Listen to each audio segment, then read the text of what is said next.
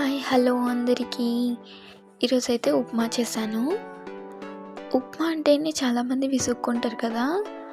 ఇలా ట్రై చేసి చూడండి. ఉప్మా హేటర్స్ కాస్త ఉప్మా లవర్స్ అయిపోతారు. చాలా బాగుంటుంది. ముందుగా కావాల్సిన పదార్థాలు చూసేద్దాము.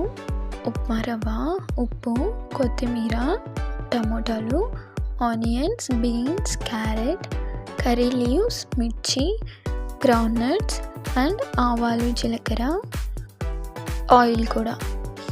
ముందుగా ప్యాన్ పెట్టుకొని 1 కప్ ఆఫ్ ఉప్మా రవ్వ తీసుకున్నాను నేను. అది బ్రౌన్ కలర్ వచ్చేలాగా వేయించుకోవాలి. అలా వేగిన తర్వాత దాన్ని పక్కన తీసుకోవాలి.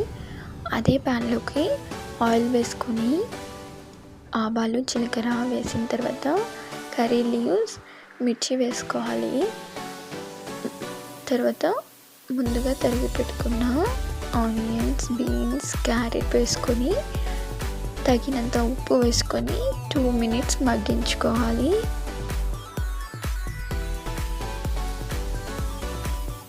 అలా మగ్గిన తర్వాత ముందుగా తరిగి పెట్టుకున్న టమోటాలు కూడా వేసుకోవాలి.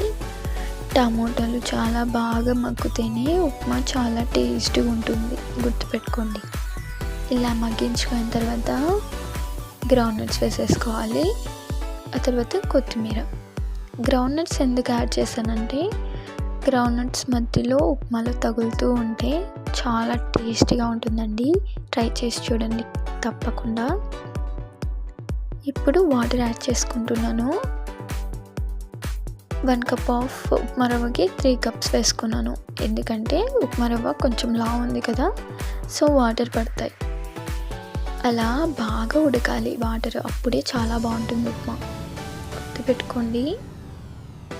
ఇప్పుడు ఉప్మా రవ్వ వేసుకున్నాను కదా, స్లో ఫ్లేమ్లో వేసుకోవాలి. స్లో ఫ్లేమ్లో పెట్టుకోండి స్టవ్. ఉప్మా ఇలా ఉడకాలి.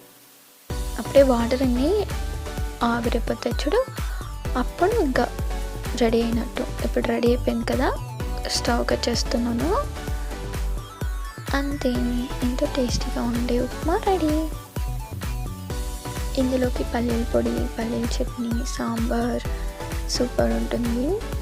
మీరు కూడా ట్రై చేసి ఎలా వచ్చిందో కమెంట్ చేయండి. Thank you. బాయ్.